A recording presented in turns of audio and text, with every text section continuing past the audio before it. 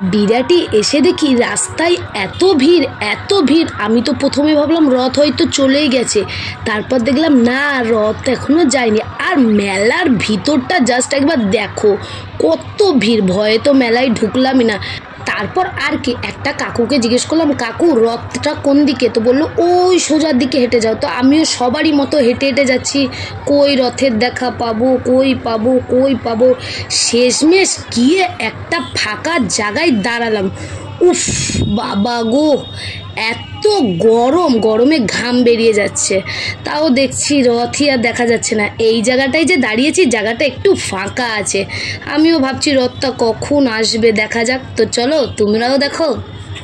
কি আর করবো, তোমাদেরকেও দেখাচ্ছি ফাঁকা রাস্তা, আর নিজেও দেখছি ফাঁকা রাস্তা। আর এই দেখো, এখানে সবাই বসে আছে, কখন আসবে। অনেকক্ষণ ধৈর্য ধরার পর দেখতে পেলাম রথের ওই যে দেখা যাচ্ছে। হয়তো তোমরা ক্যামেরায় দেখতে পাচ্ছ না, বাট আমি দেখতে পেয়ে গেছি। দাঁড়াও তোমাদেরকেও দেখাচ্ছি, থোড়া সবুর করো ইয়ার। আমি আর ভাই বলছি কখন যে আসবে এখানে, আর তারই মধ্যে দেখো এই বাচ্চাটা আমাদের দিকে দেখছে। সত্যি বাচ্চাটাকে কিউট দেখতে না? ভাই বলছে এই চলে আসবে, আর আমিও ওই অপেক্ষাতেই দাঁড়িয়ে আছি ওখানে। দেখো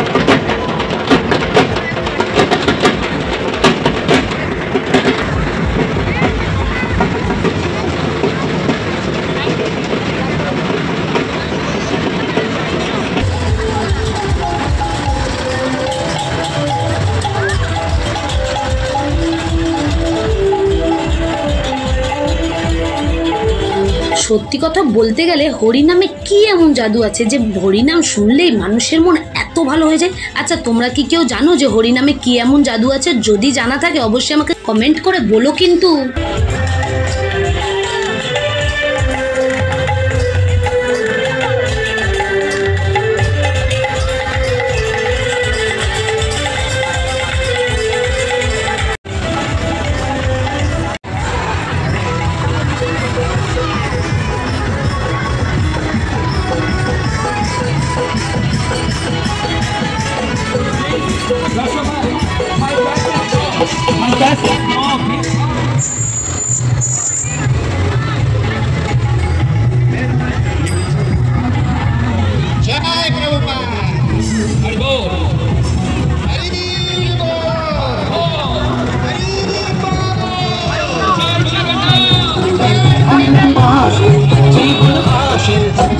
স্বপ্ন ভাসে খুশির সুরে, তুমি যে মা।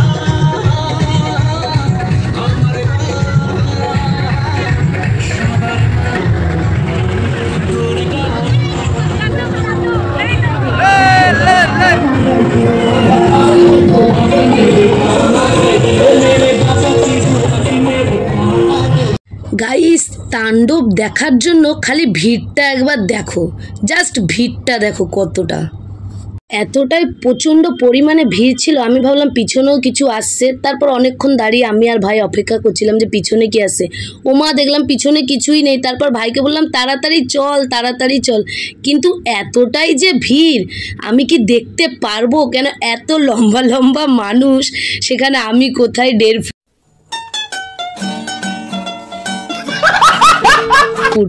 আর এই পটলটা মোটে ক্যামেরা করতে পারে না। একে সবসময় বলি ভাই ক্যামেরা করাটা শেখ। হাই রে পটল, দেখ খালি ক্যামেরা নাড়াচ্ছিস, উফ তোকে যে কি আর বলি।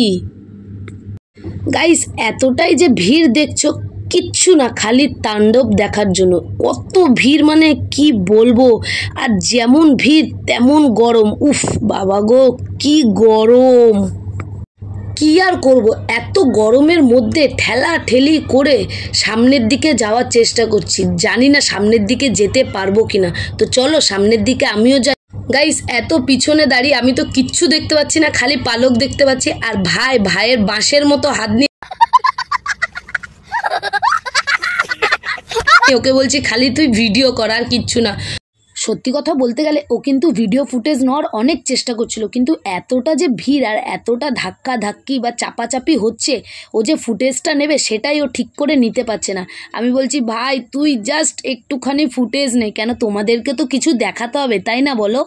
অনেক কষ্ট করে ভাইকে বলেছি একটু ভিডিও ফুটেজ নে, আর ও কিছুটা নিয়েছে। দাঁড়াও দেখাচ্ছি তোমাদের।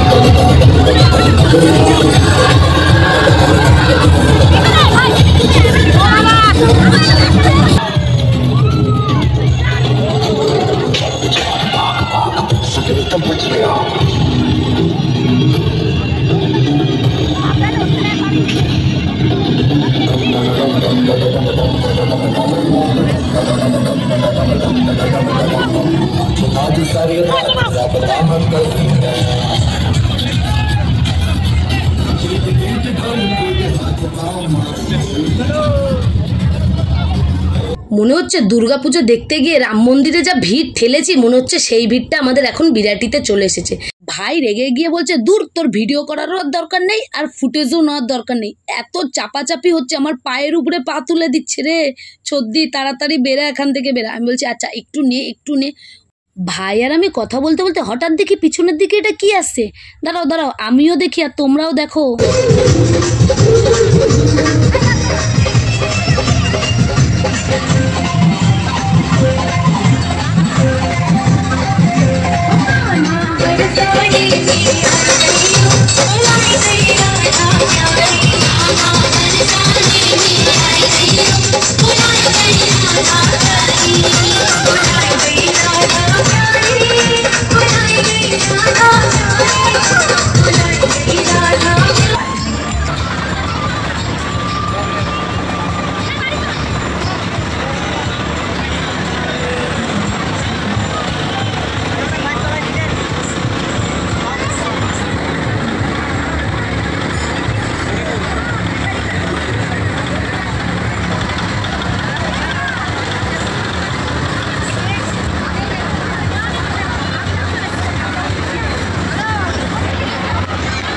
গাইস এই যে যারা আসছে, উফ এরা দারুণ করে, দারুণ। যেমন তাণ্ডব দেখতে খুবই সুন্দর লাগে, সেই রকম এদের পারফরমেন্স আরও সুন্দর লাগে। জাস্ট দেখো এরা কি করবে, দাঁড়াও তোমাদেরকেও দেখাচ্ছি এরা কত সুন্দর পারফরমেন্স করে।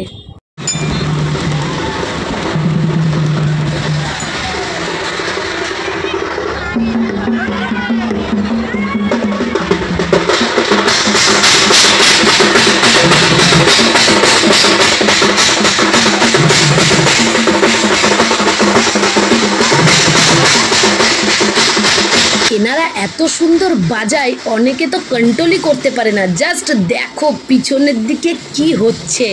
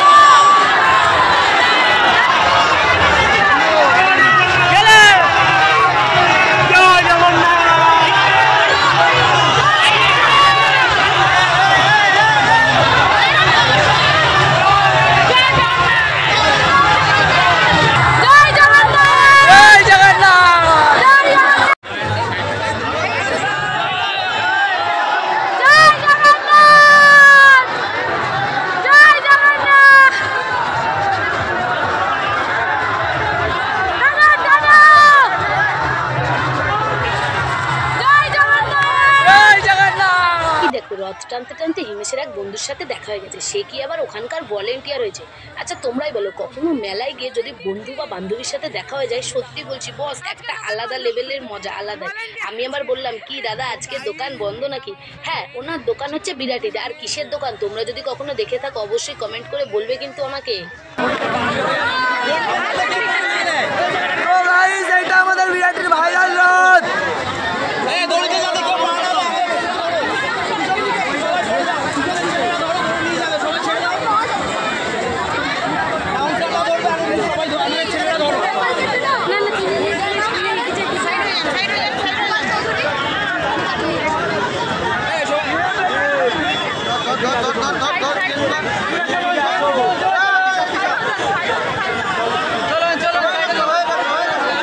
কি এমন ভাবছো গো? ভিডিও তো দেখা শেষ হলো, এবার তাড়াতাড়ি লাইক কমেন্ট শেয়ারটা করে দাও। আর হ্যাঁ শোনো, যদি ইউটিউব থেকে দেখো তাহলে চ্যানেলটা সাবস্ক্রাইব করে দাও, যদি ফেসবুক থেকে দেখো তাহলে পেজটা টুক করে ফলো করে দাও। আর তোমাদের সাথে দেখা হচ্ছে খুব শিগগিরই নতুন একটা ব্লগে।